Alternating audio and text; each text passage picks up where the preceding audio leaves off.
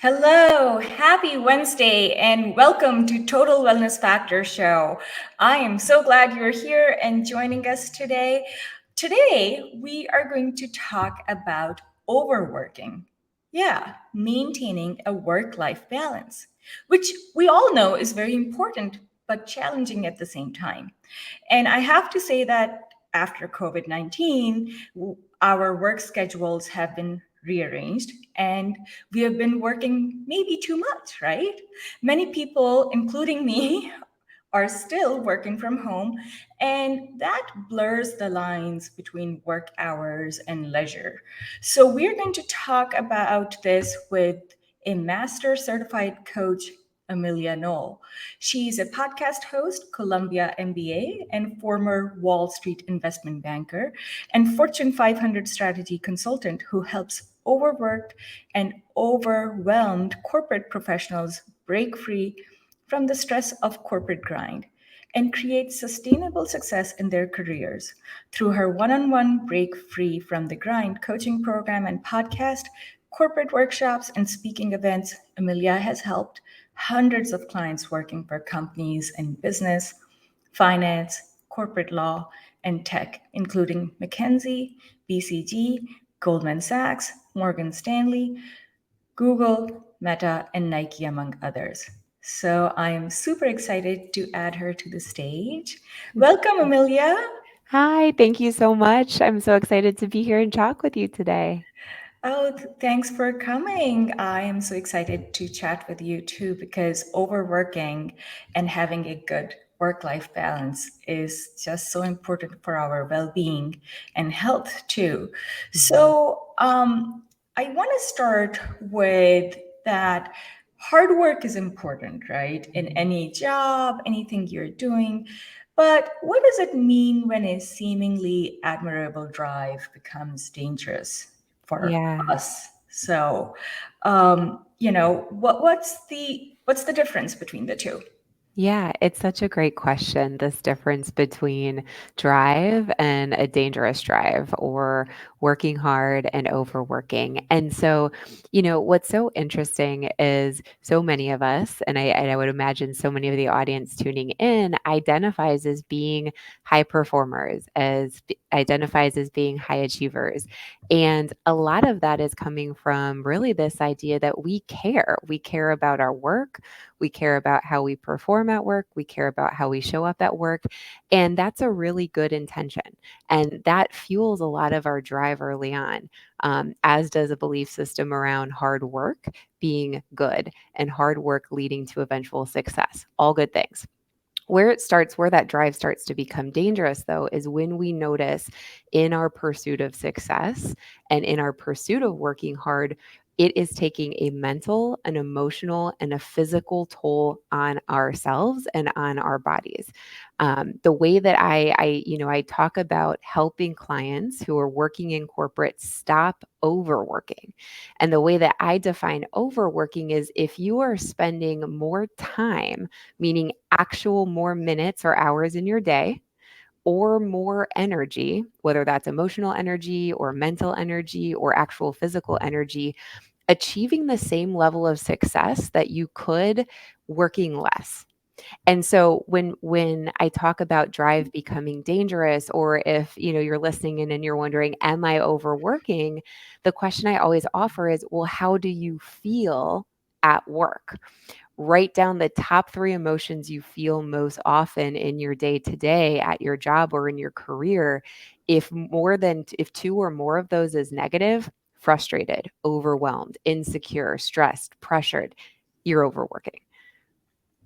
Wow, that's a great definition. The way you explain that. Okay, what are the symptoms that you're feeling, and if they are negative, that's one of the ways to tell that you are overworking.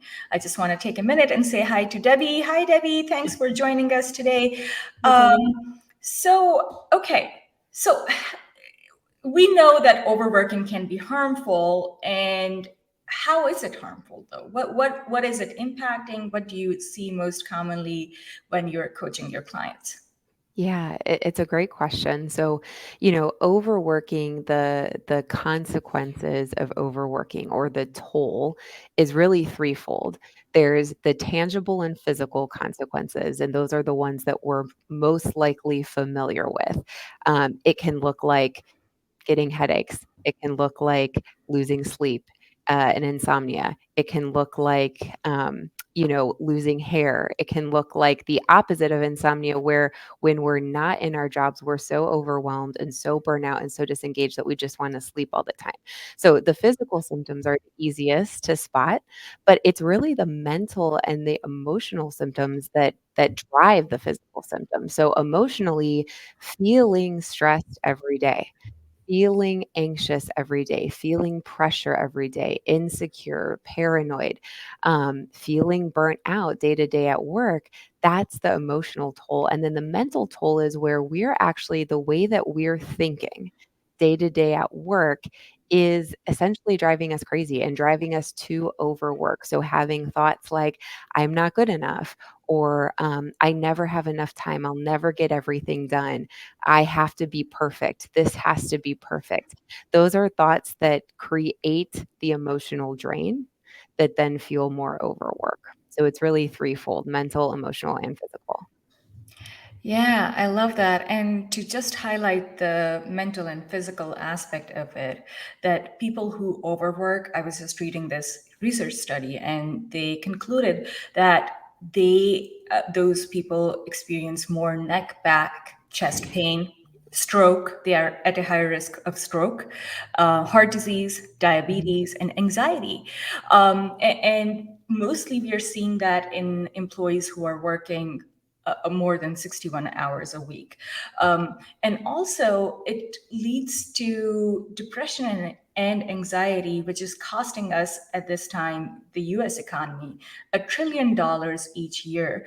So, how does this then pour into organizational well being? So, an organization who's dependent on their employees and the employees are overworking, Mhm. what could be some strategies in which organization can implement some strategies, sorry, to have to avoid, overworking for Yeah. their employees. Yeah. So you bring up a really great point first about what is, and really exploring what is the cost to organizations of, let's just say, an overworking workforce or a burnt out workforce. And what's interesting is there's a tangible cost in actual dollars and hit to the company's bottom line. And then there's an intangible cost as well when you think about things like company culture or the talent drain and the ideas that are being lost when you are losing employees because they're overworked and feeling burnt out. In terms of actual dollars, you can quantify based on certain turnover rates, you can quantify that dollar cost loss to your company.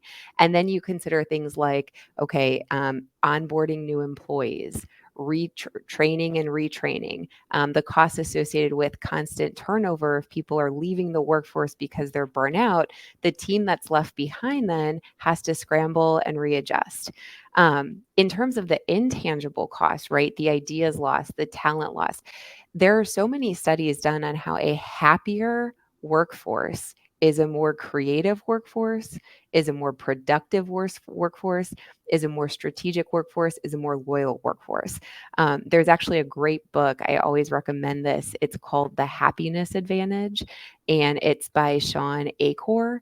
And he's a Harvard researcher and lecturer, and he actually conducted a multi year study. So if you love data and if you want to see the evidence or see the stats, I highly recommend this book, on how he ran a multi year study on how happier employees actually are more productive, create more success for their company, help make the company more profitable.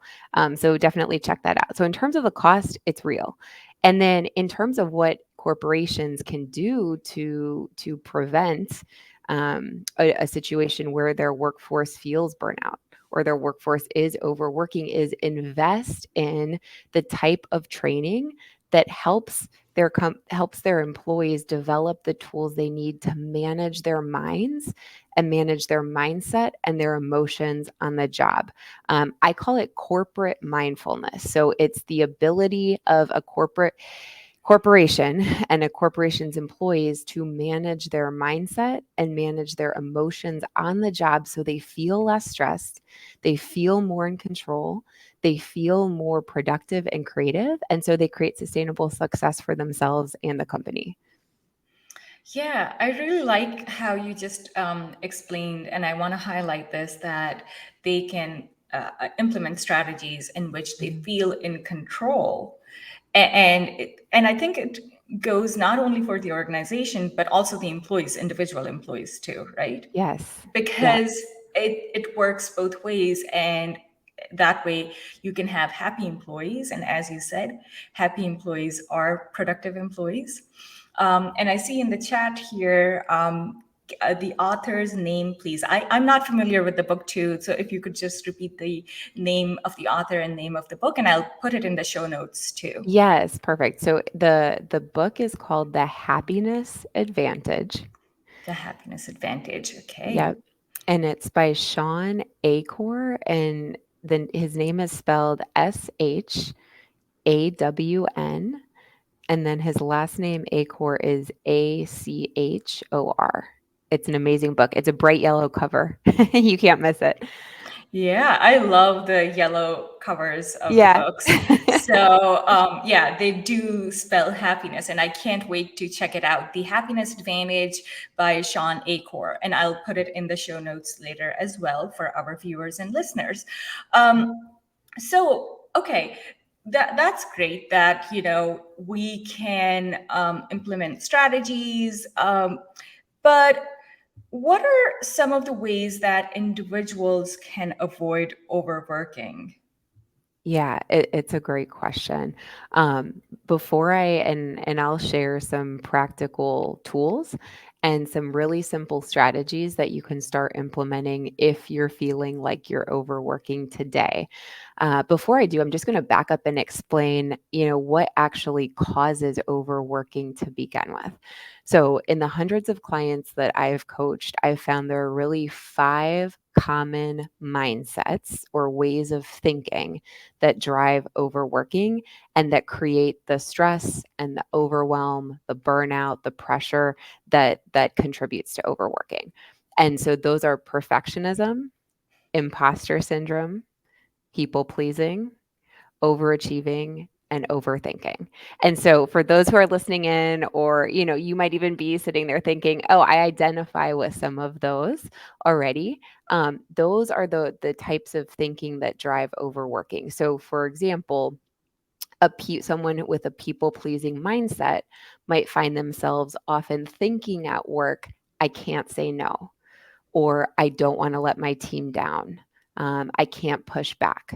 Someone who's operating from a perfectionist mindset is likely having habitual thoughts like, I need to be perfect. This needs to be right. I can't fail. What if I fail? Thoughts like that. And so these five mindsets are what drive overworking and drive the stress and burnout and overwhelm we feel. Now, the antidote or the skills that you want to develop to stop overworking, and this is where what I focus on working with clients on developing five simple skills to help them stop overworking, essentially, are making decisions. Prioritizing is a big one, and really constraining within that. So, making decisions, prioritizing and constraining, experimenting and trying new things. There's also the idea of building confidence. So, that is actually a skill. When we learn how to build confidence and build self trust, we will stop overworking. And then, the very first and most important, setting boundaries and saying no. And so those are the five skills that if you learn to practice and eventually master setting boundaries, making decisions, prioritizing, experimenting and trying new things and building confidence, you will stop overworking. And then in terms of some strategies, some actual things you can start doing today, for example, when it comes to setting boundaries, the very first thing you want to do is start saying no more. And so, the way that I teach this or offer this, especially when it feels scary, when we're not used to doing it, when it feels uncomfortable, is offering yourself the challenge and asking yourself the question, okay, what is one thing that I can say no to, whether by delegating or saying, I can't do this, or so and so is the best person to handle this, to today? What is one thing that I can say no to today? And when we go into our workday thinking like that, we're looking for an opportunity to to say no or to set some sort of boundary. We will find opportunities to do that. And the more practice we get saying no, the easier it becomes. The an example I use with a lot of my clients because they work in corporate is, so often we receive calendar invites for meetings that we know we don't have to be a part of, but we're choosing to listen in or we're choosing to sit in on them just because we feel guilty. But we know we don't need to be there. So that's a really easy way. Start practicing saying no would be declining that meeting invitation because you know you're not needed, and letting your team know that you'll check in with them after the meeting's over in case they need help with anything, with any of the action items coming out of that meeting. So it's a really simple example. Yeah, no, that's a great example. And I want to go back, start from the top here, and just talk about the mindset that you talked about. Like, Hmm. why do people overwork? And you beautifully explained like four different mindsets, and a few of the things like perfectionism, right? Yeah. Which we see it's very common, and people pleasing, right? Hmm. And the ability to not be able to decline Hmm. meetings, or even in your family and social life, right? Not Yeah. being able to say no. Sometimes it's harder with our families than it is at work. Exactly, exactly. And it does lead to that burnout, which then Mhm. leads to poor health, physical Mhm. and mental health. So let's talk a little bit more. I want to go a little bit deeper into those four mindsets that you just talked about. Yeah, definitely. So, there are five main ones that I've seen in all the clients I work with, and so I can go into each one, and then I'll share some common thoughts that you're probably having if you're operating from one of these mindsets. So, one of the ones I talked about is being an overthinker, and so this applies within the context of work and contributes to overworking, but you can also probably notice if you fall into these mindsets outside of work as well, because we take the same brain that we have, we take it everywhere. It's not like we take our work brain out and put in our personal life brain. It's the same brain everywhere. So, and the overthinking mindset sounds like having thoughts like, I don't know what to do. Um, but what if? I don't want to make the wrong decision. There is also the people pleasing mindset. So notice if you have thoughts often at work or personal life that sound like, I don't want to let others down. I can't say no. I don't want to hurt their feelings. I want to be a team player. The perfectionist mindset sounds a lot like, I can't make a mistake. I have to be perfect. I hold myself and I hold others to incredibly high standards. Then there's the overachiever. So that's the mindset of, I'm not doing enough. I need to prove my worth to my team. I can't rest. And then the imposter or imposter syndrome sounds like, I'm not good enough. I'm not smart enough. Who am I to fill in the blank? So if you notice, if some of those thoughts sound familiar, then chances are you're operating from that mindset at work, which is driving the burnout or the stress and then the overworking.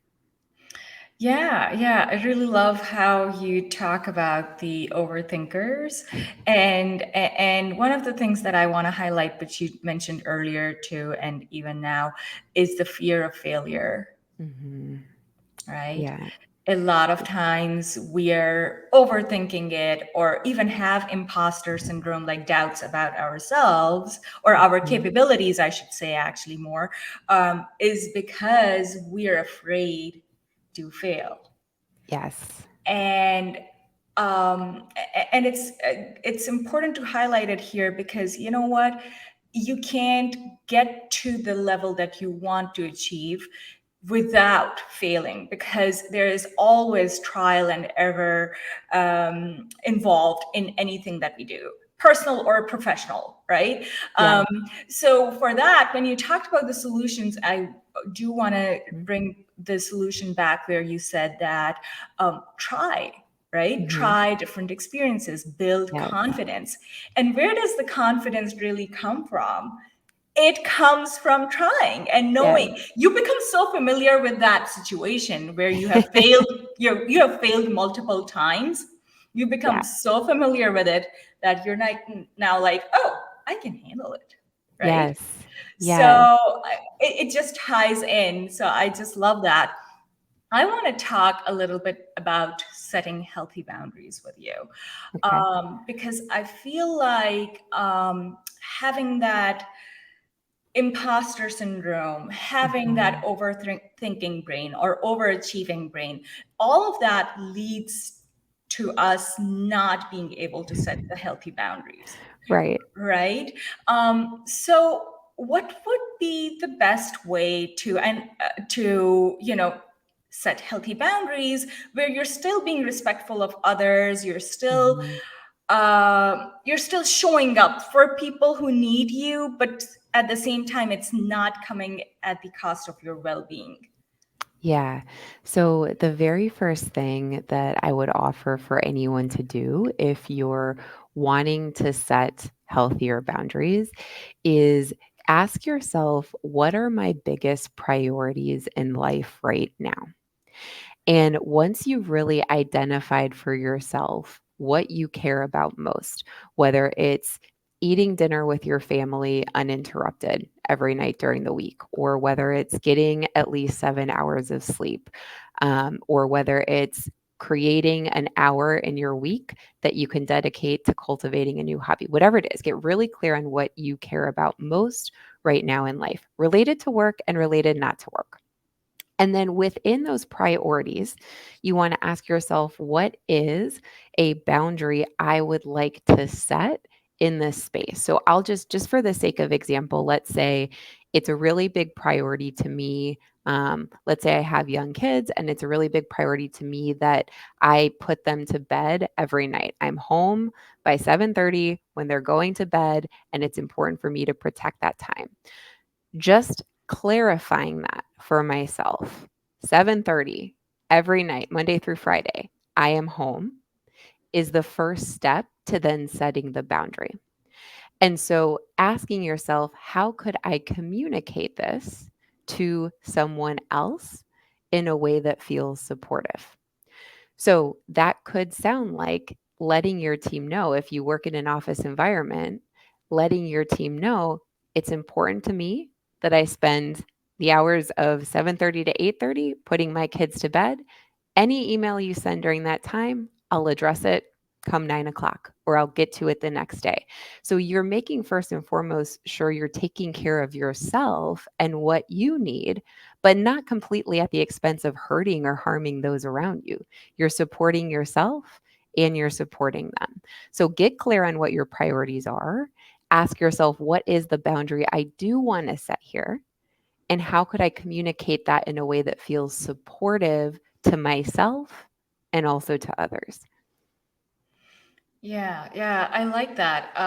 That you are very clear in what you want and you're taking Mhm. it step by step. It's not just like, okay, I can't work after 5 p.m. at all. Right. Yeah. Right, right, See right. ya. Yeah. Yeah, exactly. No, I love that. Yeah, it's important for you to be there for your kids at night, read them the bedtime story, and you're really clarifying that. And I think that a lot of it comes, just like you said, the clarity within us, Yes. right? Like Yes. what is important. And maybe it's one thing, and you start with one, which is like Mm. being there for your kids at night.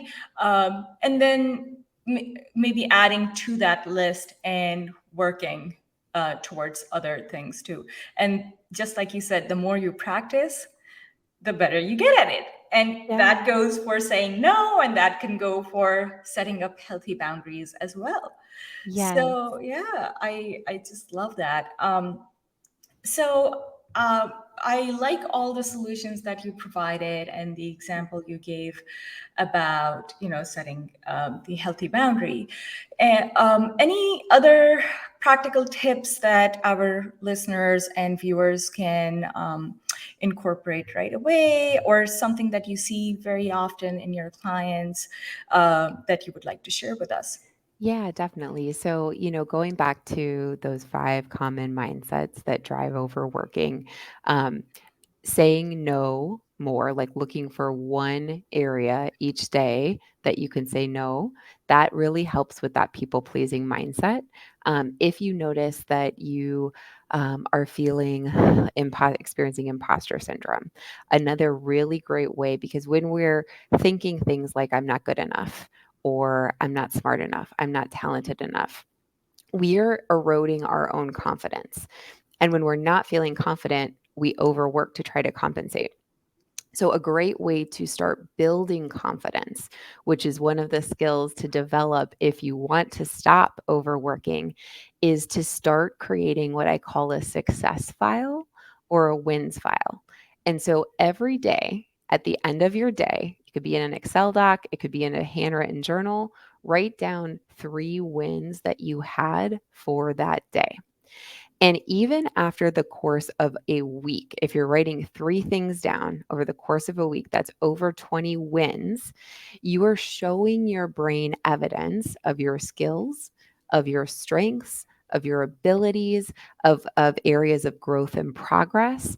And so seeing that evidence will change how you're thinking about yourself at work. You will start acknowledging and recognizing, I am smart, I am talented, I do bring unique strengths and skills to the table. And when we think like that, when we talk to ourselves like that, that's what creates confidence. It's like confidence comes from within. It's created by how we think about ourselves. Then we feel confident, we go do the thing. Then, like to your point, you're saying we see that we did the thing, which just creates more confidence. So, building a success file, 3 wins a day, every day at the end of the day is huge. And then another thing, overachieving, it's such a driver. It's one of the mindsets that drives overworking. And when we're overachieving, we're trying to do all of the things. And we often, we try to do all the things, we overcomplicate things.